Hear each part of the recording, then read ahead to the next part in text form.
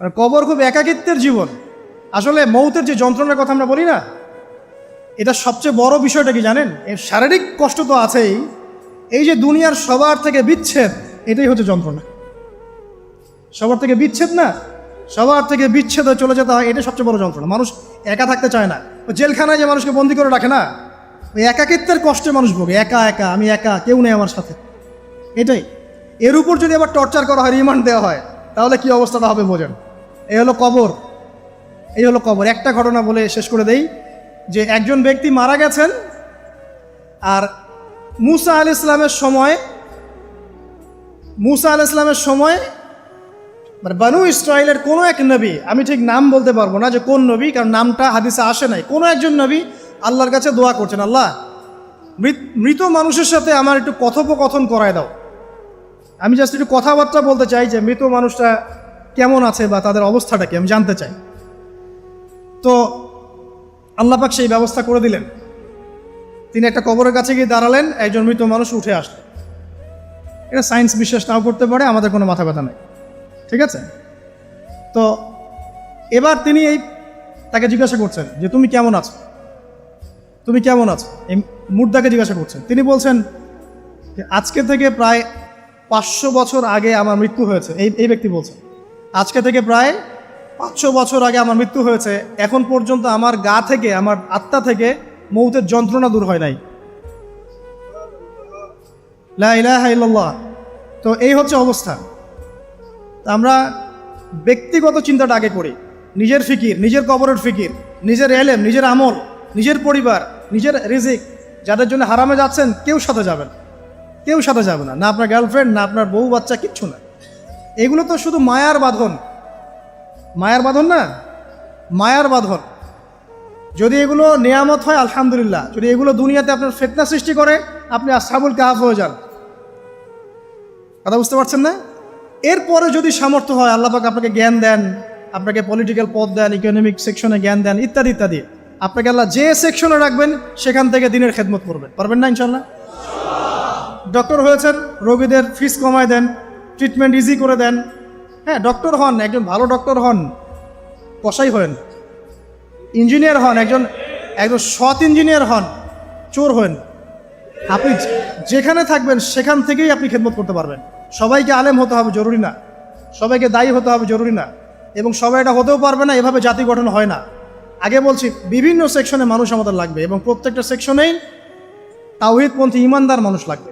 ইবলিস যখন আদম আলাইহিস সালাম এবং হাওয়া আলাইহিস সালাম তাদেরকে যখন জান্নাত থেকে বের করিয়ে দেয়, প্রলোভন দিয়েছিল, মিথ্যা প্রলোভন, যে হাল আদুল্লুকুম, হে আদম এবং হাওয়া, আমি কি তোমাদেরকে জানিয়ে দিব, আলা শাজারাতিল খুলদি ওয়া মুলকিন লা ইয়াবলা, হে আদম এবং হাওয়া, আমি কি তোমাদেরকে জানিয়ে দিব এমন একটা গাছের ব্যাপারে, যেই গাছের ফল খেলে পরে তোমরা চিরস্থায়ী হয়ে যাবে এবং কোনোদিন মরবে না।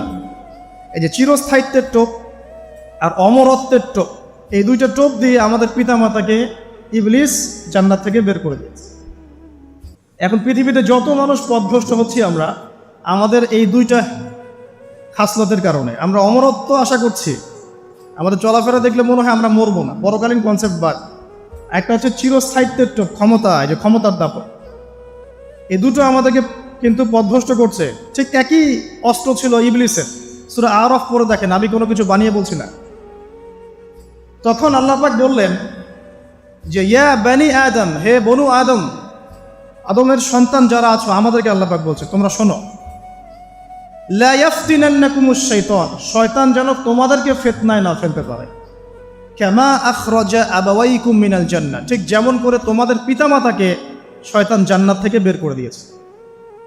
যেহেতু আমাদের পিতা আর মাতাকে শয়তান জান্নাত থেকে বের করে দিয়েছে, আল্লাহ পাক এই আদমের সন্তানদেরকে বলছেন তোমরা সতর্ক থেকো, তোমাদেরকে যেন শয়তান জান্নাত থেকে যেভাবে বের করেছিল তোমার পিতামাতাকে, এমন করতে না পারে।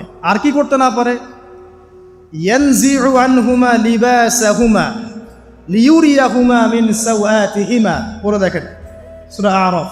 আল্লাহ বলছেন মনে রেখো আদমের সন্তানরা, ইবলিস কিন্তু শুধু তোমার পিতামাতাকে জান্নাত থেকে বের করেই দেয় নাই, বরং গাছের কাছে নিয়ে গিয়েছিল, ফল খাওয়ার সাথে সাথেই তাদের গায়ের পোশাক খুলে পড়ে গিয়েছে। তাহলে আমাদের পিতামাতাকে জান্নাতে নগ্ন করে দিয়েছিল কে? সেই কথা আল্লাহ পাক বলছেন আদম সন্তানদেরকে, তোমরা সতর্ক থেকো, তোমাদেরকে যেন ইবলিস নগ্ন করতে না পারে, ঠিক যেমন করে তোমাদের পিতামাতাকে করেছে। তাহলে এখন যে পুরো বিশ্ব জুড়ে নগ্নতার যে সংস্কৃতি চলছে এরা কার এজেন্ডা বাস্তবায়ন করছে বুঝতে পারছেন? কোরআন পড়েন, পৃথিবীতে যত সভ্যতা চলে গেছে, ব্যাবিলনের সভ্যতা, চাইনিজদের সভ্যতা, তারপরে যে আমাদের মাও সেতুং, ইতালির মুসোলিনি, এদিকে জ্যাপল সার্তে, এদিকে আপনার ফিডেল ক্যাস্ট্রোর কথা বলেন, ওই পশ্চিমা সভ্যতা বাদ দিয়ে যত বড় বড় সভ্যতা রিনাউন্ড, সবার পোশাক ছিল শালীন। আমি চ্যালেঞ্জ করলাম, খুঁজে দেখেন চাইনিজদের পোশাক, দেখেন আগেকার পোশাক, 1000 বছর আগের পোশাক, শালীন পোশাক। তারা কিন্তু মুসলিম ছিলেন না। আপনি এই ব্যাবিলনের সভ্যতা দেখেন, ব্যাবিলনের সভ্যতা অনেক প্রাচীন না? এই সভ্যতার পোশাক দেখবেন এটা অশালীন পোশাক ছিল না। এমনকি আইয়ামে জাহিলিয়াত যেটা আমরা বলি, নবী সাল্লাল্লাহু আলাইহি ওয়াসাল্লাম যখন জন্ম নেননি তার আগের সময় কোনো, ওই সময়ে যে মানুষ জেনা করত, মেয়েকে যে কন্যা সন্তানকে জীবিত দাফন করত, তারপরেও ওদের পোশাক শালীন ছিল। হঠাৎ করে বিশ্বে একটা সভ্যতা আসলো পশ্চিম থেকে, তারা বললো যে পোশাক শর্ট হতে হতে হতে হতে এক পর্যায়ে বিকিনি পরে করা শুরু করে, এবং এখন ওরা সারা বিশ্বে ওটা ছড়িয়ে দিচ্ছে, আমরা সবাই ওটাকে গ্রহণ করছি। আমরা বলছি 1000 বছরের সমস্যা। এখন দেখেন আল্লাহ পাক কি বলছেন, ওয়াইদা ফাআলু ফাহিশাতান, ওই সূরার মধ্যে আছে, যখন তারা কোনো ফাহেসা কাজ করে তারা বলে ওয়াজাদনা আলাইহি আবানা, আমরা এগুলো আমাদের বাপ দাদাদেরকে দেখেছি করতে। যখন তারা কোনো ফাহেসা কাজ করে তারা বলে, অশ্লীল কাজ করলে বলে, আমরা এগুলো দেখেছি বাপ দাদা পিতৃপুরুষ থেকে করে আসছে। আল্লাহু আমারানা বিহা, আল্লাহ আমাদেরকে আদেশ করেছেন। আল্লাহ বলছেন কুল ইন্নাল্লাহা লা ইয়া'মুরু বিল ফাহশা, আল্লাহ পাক কখনো অশ্লীল কাজের আদেশ করতে পারেন না। আতাকুলুনা আলাল্লাহি মা লা তা'লামুন, তোমরা কি আল্লাহ সম্পর্কে এমন কথা বলছো যে কথা তোমরা জানো না? আল্লাহ কিসের আদেশ করেন? আল্লাহ বলছেন কুল আমারা রাব্বি বিল কিসত, হে নবী বলে দিন আল্লাহ পাক আদেশ করেন ন্যায় বিচারের আদেশ করেন। ওয়া আকিমু ওয়ুজুহাকুম ইনদা কুল্লি মসজিদ, এবং প্রত্যেক নামাজের ওয়াক্তে নিজের চেহারাটাকে একনিষ্ঠভাবে আল্লাহর দিকে ফেরাবে, এই আদেশ আল্লাহ পাক করেন। ওয়া আকিমু ওয়ুজুহাকুম ইনদা কুল্লি মসজিদ ওয়াদউহু মুখলিসিনা লাহুদ্দিন, এবং একনিষ্ঠভাবে তোমরা আল্লাহকে ডাকবে, দোয়া করবে, এই আদেশ আল্লাহ পাক করেন। আল্লাহ পাক কি অশ্লীল কাজের আদেশ করতে পারেন? ইতিহাস পড়ে দেখেন, আমি নিজে হিস্ট্রির ছাত্র, আপনি পড়ে দেখবেন, পুরো ঐতিহাসিক পটভূমি পড়ে দেখবেন, মানুষ এই ঊনবিংশ শতাব্দী আসার আগে এত অশ্লীল ছিল না। এখনকার বিশ্বে যত সমস্যা চলছে, কয়েকটা বলি, রিবা বা সুদ, জেনা বা উন্মুক্ত যৌনাচার, তারপরে বেপরদামি অশ্লীলতা, 4 নাম্বার আপনার মাদক, ঠিক আছে, 5 যে বড় মহামারী পর্নোগ্রাফি, যত বড় বড় মেজর সমস্যাগুলো চলছে যেগুলো ইয়াং জেনারেশনকে ধ্বংস করে দিচ্ছে, এগুলোর ম্যাক্সিমাম এসেছে কিন্তু পশ্চিম থেকে। খেয়াল করে দেখবেন, এগুলো কিন্তু বাংলাদেশ থেকে আসে নাই, আসছে ভারত থেকে আসছে, পাকিস্তান থেকে আসছে, সাবকন্টিনেন্ট থেকে আসে নাই, এগুলো দেখবেন একটা নির্দিষ্ট জায়গা থেকে আসছে। তো এই কারণেই আমাদের সতর্ক দৃষ্টি রাখতে হবে যে বস্তুবাদী উন্নয়ন সব কিছু নয়। হ্যাঁ, আমরা জিডিপি বাড়ালাম, ইন্ডাস্ট্রিজ গড়লাম, মঙ্গলে চলে গেলাম, চাঁদে গেলাম, ওকে ফাইন, এগুলোর কেউ বিরোধিতা করবে না, এটা ভালো, ন্যাশনকে এগিয়ে নিতে হবে, এটাই এডুকেট, তারও নয়, এবং এডুকেটেই করতে হবে, কিন্তু নৈতিকতার বিসর্জন দিয়ে নয়। নৈতিকতার বিসর্জন দিয়ে ধর্ম থেকে দূরে চলে এসে নাস্তিকতায় বিশ্বাসী হয়ে আল্লাহকে বাদ দিয়ে, রাসূলকে বাদ দিয়ে এই বস্তুবাদী উন্নয়ন আমাদের পরকালকে বাঁচাতে পারবে না। তো পরকালকে বাঁচিয়ে রেখে আমার দুনিয়াকে উন্নয়ন করতে হবে, এবং দুনিয়ার উন্নয়নটা অবশ্যই জরুরি। সারা বিশ্ব যখন এগিয়ে যাচ্ছে, আমরা কেন পিছিয়ে থাকবো? আমি তো এটাও বলি যে এটা অনেক মাদ্রাসার লাইনে যারা আছেন তারা আমার সাথে একটু বিরোধিতা করেন এই বিষয়ে, কিন্তু আমি নিজেই বলি যে সিলেবাসের মধ্যে পরিবর্তন নিয়ে আসার চেষ্টা করতে হবে। শুধুমাত্র এককেন্দ্রিক শিক্ষায় কেন শিক্ষিত হব? এই যুগে চলার জন্য যে উপকারী জ্ঞানগুলো দরকার সেগুলো শিখতে হবে আমাদেরকে। আমাদের আইসিটির জ্ঞানের দরকার আছে, আমাদের ইংরেজির জ্ঞানের দরকার আছে, ম্যাথামেটিক্স দরকার আছে, সায়েন্সের দরকার আছে, আমাদের তথ্য প্রযুক্তি জানতে হবে, অর্থনীতির জ্ঞানের দরকার আছে, পলিটিক্যাল সায়েন্সের দরকার আছে, জিও পলিটিক্স দরকার আছে। এগুলো বাদ দিয়ে শুধু যদি আমি মুখস্থ করে যাই, এই জ্ঞানটা আমার কী কাজে দেবে আমাকে বলে? এই কথাটা অনেকে নেগেটিভলি নেয়, কিন্তু আমি আসলে তাদের ব্যাপারে তাদের সাথে তর্ক করতে চাই না। আমি আমার কনসেপ্ট লালন করি, আমি এতটুকুই বলছি। এবং যারা শিক্ষিত মহল আছেন, বুদ্ধিজীবী মহল আছেন, যারা দেশ সম্পর্কে ভাবেন, যাদের নিয়ে ভাবেন, উম্মা নিয়ে ভাবেন, তারা কিন্তু আমার সাথে একমত হবে ইনশাআল্লাহ যে আমরা কিন্তু এই জায়গাটাতে পিছিয়ে পড়তেছি। আল্লাহ পাক আমাদেরকে কনস্ট্রাকটিভ সিলেবাসে পড়াশোনা করার তৌফিক দান করুন, এবং জেনারেল লাইন থেকে আপনি বয়কট করে একদম ইয়াতে চলে আসতেছেন কেন? জেনারেল লাইনে পড়ছেন, পড়েন, আপনার এই জ্ঞানটাকে আপনি ইসলামের কল্যাণে কাজে লাগাতে পারবেন না? সবাইকে কি আলেম হতে হবে? সবাইকে মুফতি হবে, মুহাদ্দিস হবে? অর্থনীতিবিদের দরকার আছে না? পলিটিশিয়ানের দরকার আছে না? ডক্টর ইঞ্জিনিয়ার দরকার আছে না? সব সেক্টরের মানুষের দরকার আছে। আপনাদেরকে আপনাদের জায়গায় থাকতে হবে, ওখানে থেকে আপনারা ইসলামের খেদমত করবেন, পারবেন না? একজন ডক্টর, তিনি কি ইসলামের খেদমত করতে পারবেন না ভাই? একজন সৎ নেতা, তিনি কি ইসলামের খেদমত করতে পারবেন না? একজন অর্থনীতিবিদ, তিনি যদি আল্লাহ পাকের হালাল হারাম মেনে অর্থনীতির কোনো বিধান চালু করেন, তিনি কি ইসলামের খেদমত করতে পারবেন না? তো সবাইকে কি বক্তা হইতে হবে? সবাইকে আলেম হতে হবে? এক নির্দিষ্ট একটা শ্রেণীর মানুষ আলেম হবে, নির্দিষ্ট একটা শ্রেণীর মানুষ প্রশাসনে থাকবে, নির্দিষ্ট একটা শ্রেণীর মানুষ আপনি জনপ্রতিনিধি হবে, নির্দিষ্ট শ্রেণীর মানুষ ইকোনমিক সেক্টরে থাকবে।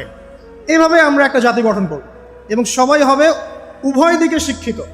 একজন আর্মি অফিসার, তার উচিত হবে ইমামতি করার যোগ্যতা অর্জন করা। একজন ডক্টর, তার উচিত হবে ইমামতি করার যোগ্যতা অর্জন করা। আবার একজন যিনি আলেম, তারও উচিত হবে এমন পড়াশোনা করা যে পড়াশোনা দিয়ে তিনি কোরআন সুন্নাহকে হাতে রেখে ওয়ার্ল্ড অ্যাফেয়ার্সকে ডিল করতে পারেন। তো এই বিষয়গুলো আমাদের একটা গ্যাপ চলে আসছে দীর্ঘদিন থেকে। আল্লাহ পাক আমাদেরকে বোঝার তৌফিক দান করুন। আর অ্যাটলিস্ট আমরা যদি নাই পারি, আমাদের দ্বারা যদি কিছু নাই হয়, অ্যাটলিস্ট আমাদের সন্তান সন্ততি যারা আসবে ভবিষ্যতে, আল্লাহ পাক তাদেরকে যেন ইসলামের জন্য কবুল করে নেয়, আমিন। আর ইসলামের জন্য কবুল করলে কারো কোনো ক্ষতি নাই। ইসলামের আন্ডারে প্রত্যেক অমুসলিমের সর্বোচ্চ অধিকার রক্ষা করা হয়, অন্য কোনো জায়গায় করা হয় না। এবং প্রত্যেকটা ধর্মগ্রন্থের মূল কথাগুলো দেখবেন একই রকম। এক আল্লাহর কথা বলছেন, একজন শেষ নবীর কথা বলছেন, সত্য কথা বলার কথা বলছেন, ন্যায়ের পথে চলার কথা বলছেন। প্রত্যেকটা ধর্মগ্রন্থ পড়ে দেখেন, এই যে ওল্ড টেস্টামেন্ট বলেন, নিউ টেস্টামেন্ট বলেন, বেদ বলেন, আপনি বাইবেল বলেন, পড়েন, একটু পড়েন, তুলনামূলক ধর্মতত্ত্বের বইগুলো পড়েন, দেখবেন অনেক মিল আছে। তো সবাই যদি যার যার ধর্ম পালন করেন, কোনো সমস্যা আছে? সবাই যদি যার যার ধর্মের নৈতিক বিষয়গুলো মেনে চলে, কোনো সমস্যা আছে?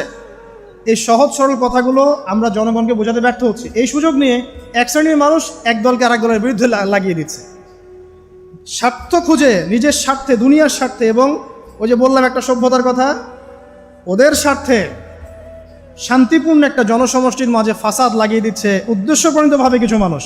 এদেরকে চিনতে শিখুন, এদেরকে বয়কট করতে শিখুন। আল্লাহ পাক বোঝার তৌফিক দান করুন। যাক, আমি আর ওদিকে যাচ্ছি না। দেখুন, নবী মুসা আলাইহিস সালামের সময় হিস্ট্রি এভাবে রিপিট হয়েছে।